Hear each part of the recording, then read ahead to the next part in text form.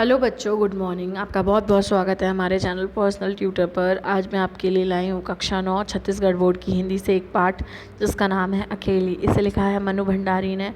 तो शुरू करते हैं आज की कहानी को। सोमा बुआ बुढ़िया है, सोमा बुआ परितक्यता है, सोमा बुआ अकेली है। सोमा बुआ का जवान बेटा क्या जाता रहा, उनकी अपनी जवानी चली गई। पति को पुत्र वियोग का ऐसा सदमा लगा कि वे पत्नी घर बार तज कर तीर्थवासी हुए और परिवार में कोई ऐसा सदस्य नहीं था जो उनका एकाकीपन को दूर करता। पिछले 20 वर्षों से उनके जीवन की इस एक एकल रास्ता में किसी प्रकार का कोई व्यवधान उपस्थित नहीं हुआ, कोई परिवर्तन नहीं आया और हर साल 1 महीने के लिए उनके पति उनके पास आकर रहते थे, पर कभी उन्होंने पति की प्रतीक्षा नहीं की, उनकी राह में आंखें नहीं बिछाई। जब तक पति रहते उनका मन और भी मुरझाया हुआ रहता, क्योंकि पति के स्नेहहीन व्यवहार का अंकुश उनके रोजमर्रा के जीवन की अबाध गति से बहती स्वच्छंद धारा को कुंठित कर देता। उस समय उनका घूमना फिरना मिलना जुलना बंद हो जाता और सन्यासी जी महाराज से तो यह भी नहीं होता कि 2 मीठे बोल बोलकर सोमा बुआ को एक ऐसा संबल ही पकड़ा दे जिसका आसरा लेकर वह उनके वियोग के 11 महीने काट दे। इस स्थिति में बुआ को अपनी ज़िंदगी पास पड़ोस के भरोसे ही काटनी पड़ती थी।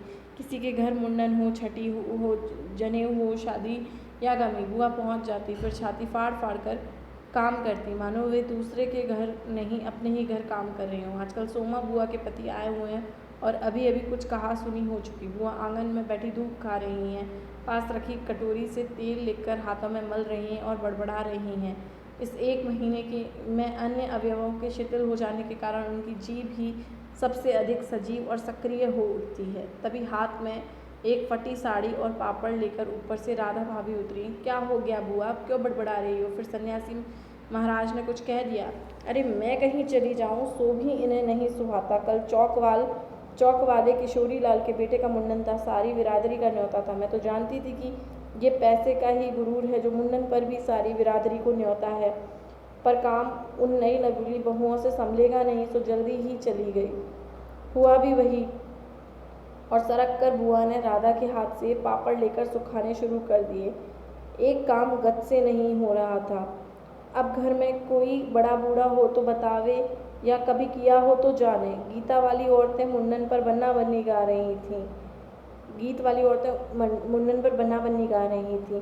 मेरा तो हंसते हंसते पेट फूल गया और उसकी याद से ही तो कुछ देर पहले का दुख और आक्रोश धुल गया। अपने सहज स्वाभाविक रूप में कहने लगी, भट्टी पर देखा तो अजब तमाशा, समोसे कच्चे ही उतार दिए और इतने बना दिए कि 2 बार खिला दो, और गुलाब जामुन इतने कम कि एक पंगत में भी पूरे ना पड़े। उसी समय खोया मंगवा कर नए गुलाब जामुन बनाए। दोनों बहुएं और किशोरी लाल तो बेचारे इतना जस मना रहे थे कि क्या बताऊं। कहने लगे, अम्मा तुम न होती तो आज भद्द उड़ जाती। अम्मा तुमने लाज रख ली, मैंने तो कह दिया कि अरे अपने ही काम नहीं आवेंगे तो क्या बाहर से आवेगा नहीं। ये तो आजकल इनका रोटी पानी का काम रहता है, नहीं मैं तो सवेरे से ही चल जाऊँ। सन्यासी महाराज क्यों बिगड़ पड़े? उन्हें तुम्हारा आना जाना अच्छा नहीं लगता बुआ? यूँ तो मैं कहीं आऊँ जाऊँ सो तो इन्हें नहीं सुहाता, पर कल किशोरी के यहाँ से बुलावा नहीं आया। अरे मैं तो कहूँ कि घर वालों को कैसा बुलावा, वे लोग तो मुझे अपनी माँ से कम नहीं समझते, नहीं तो कौन भला यूँ भट्टी और भंडार कर सौंप दे। पर इन्हें अब कौन समझाए। कहने लगे, तू जबरदस्ती दूसरों के घर में टांग अड़ाती फिरती है। और एकाएक उन्हें उस क्रोध से भरी वाणी और कटुवचनों का स्मरण हो चला, जिनकी बौछार कुछ देर पहले ही उन पर होकर गुजरी है। याद आते ही फिर उनके आंसू बह चले। अरे रोती क्यों हो बुआ, कहना सुनना तो चलता रहता है। सन्यासी जी महाराज 1 महीने को तो आकर रहते हैं, सुन लिया करो। और क्या, सुनने को तो सुनती ही हूँ, पर मन तो दुखता ही है। 1 महीने को तो आते हैं तो भी कभी मीठे बोल नहीं बोलते। मेरा आना जाना इन्हें सुहाता नहीं है। सो तू भी बता राधा, ये तो साल में 11 महीने हरिद्वार में रहते हैं, इन्हें तो रिश्ते नातों से कुछ लेना देना नहीं, पर मुझे तो सबसे निभाना पड़ता है। मैं भी तो सबसे तोड़ ताड़ कर बैठ जाऊँ तो कैसे चले।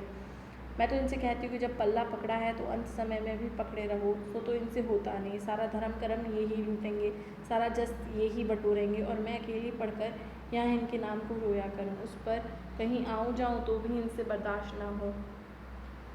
और बुआ फूट फूट कर रो पड़ी। राधा ने आश्वासन देते हुए कहा, रो नहीं बुआ, अरे वे तो इसलिए नाराज़ हुए कि बिना बुलाए तुम चली गई। बेचारे इतने हंगामे में बुलाना भूल गए, मैं भी तो मान करके बैठ जाती।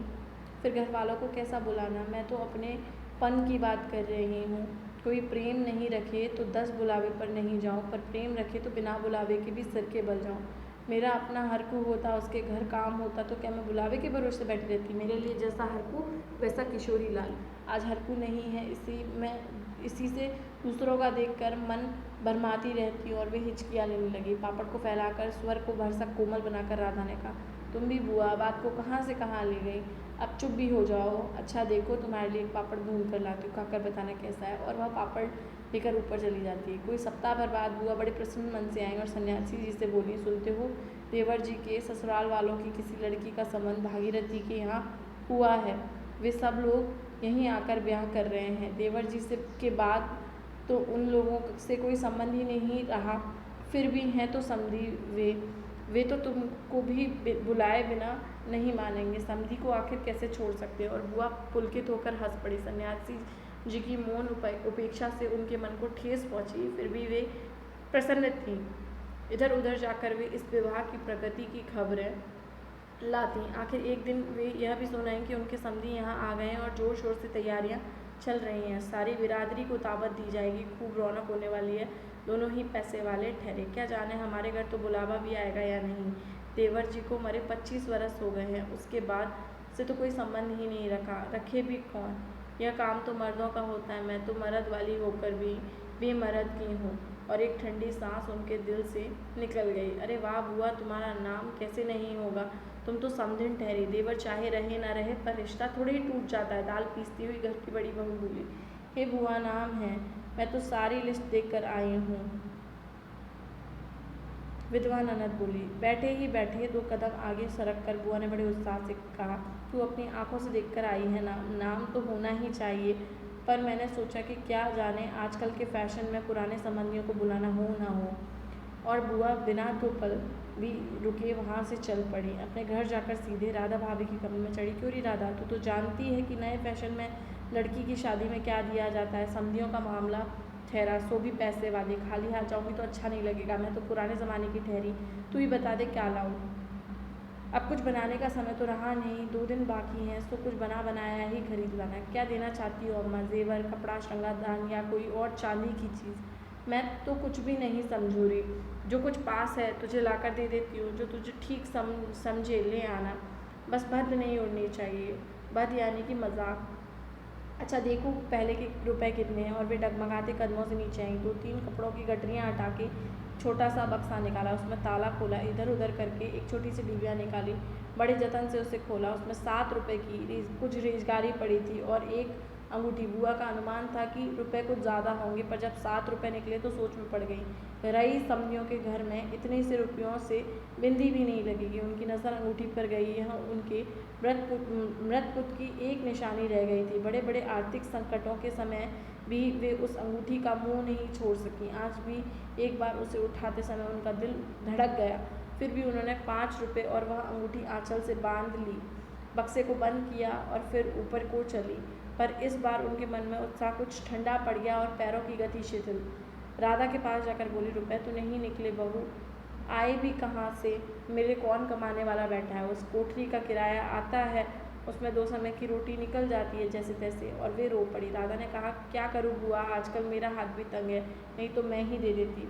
अरे तुम देने के चक्कर में क्यों पड़ती हो, आजकल तो लेन देन का रिवाज ही उड़ गया है। नहीं रे राधा, समधियों का मामला ठहरा, 25 बरस हो गए तो भी वे नहीं भूले और मैं खाली आ जाऊँ। नहीं, इससे तो न जाऊँ तो ही अच्छा होगा। तो जाओ मत, चलो छुट्टी हुई। कितने लोगों को मैं किसे पता चलेगा कि आई या नहीं। राधा ने सारी समस्या का सीधा हाल बताते हुए कहा, बड़ा बुरा मानेंगे, सारे शहर के लोग जावेंगे और मैं समझ होकर नहीं जाऊँगी तो यही समझेंगे कि देवर जी मरे पड़े तो संबंध भी तोड़ लिए। नहीं, तू ये अंगूठी बेच ही दे। और उन्होंने आंचल की गांठ खोलकर एक पुराने ज़माने की अंगूठी राधा के हाथ पर रख दी। फिर बड़े मिन्नत भरे स्वर में बोली, तू तो बाजार जाती है राधा, इसे बेच देना और जो कुछ ठीक समझे लेना, बस शोभा रह जावे इतना ख्याल रखना। गली में बुआ ने चूड़ी वाले की आवाज़ सुनी तो एकाएक उनकी नज़र अपने हाथ की भद्दी मटमैली चूड़ियों पर जकड़ टिक गई। कल समधियों के यहाँ जाना है, जेवर नहीं है तो कम से कम कांच की चूड़ी तो अच्छी पहन लें। पर एक अव्यक्त लात ने उनके कदमों को रोक लिया। कोई देख लेगा तो। लेकिन दूसरे ही क्षण अपनी इस कमजोरी पर विजय पाती हुए सीधे पीछे के दरवाजे पर पहुंच गई और एक रुपया कलदार खर्च कर लाल हरी चूड़ियाँ पहन ली। पर सारे दिन हाथों को साड़ी के आंचल से ढके ढके फिरी।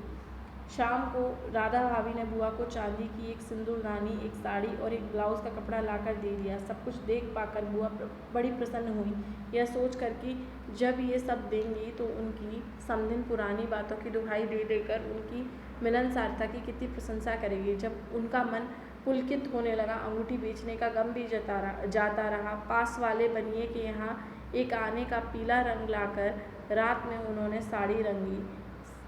शादी में सफ़ेद साड़ी पहनकर जाना क्या अच्छा लगेगा। रात में सोई तो मन कल की ओर दौड़ रहा था।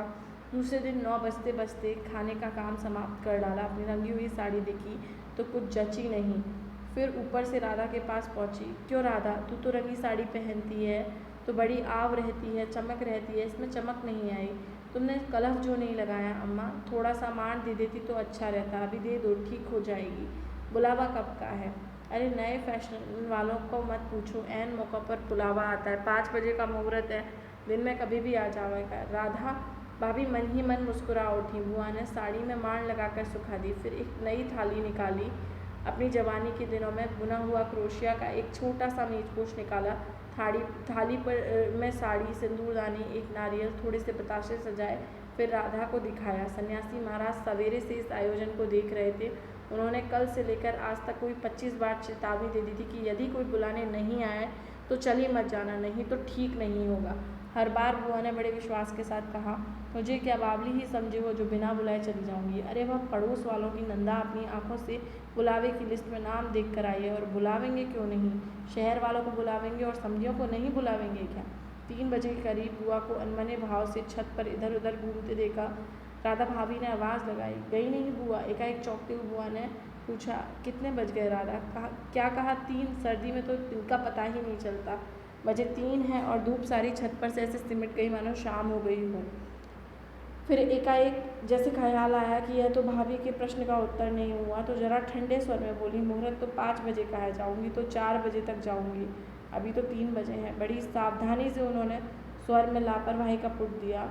बुआ छत पर से गली में नज़र फैलाए खड़ी थी। उनके पीछे ही रस्सी पर धोती फैली हुई थी जिसमें कलफ लगा था और अबरक छिड़का हुआ था। अबरक के बिखरे हुए कण रह रहकर धूप में चमक जाते, ठीक वैसे ही जैसे किसी को भी गली में घुसता देख बुआ जी का चेहरा चमक उठता।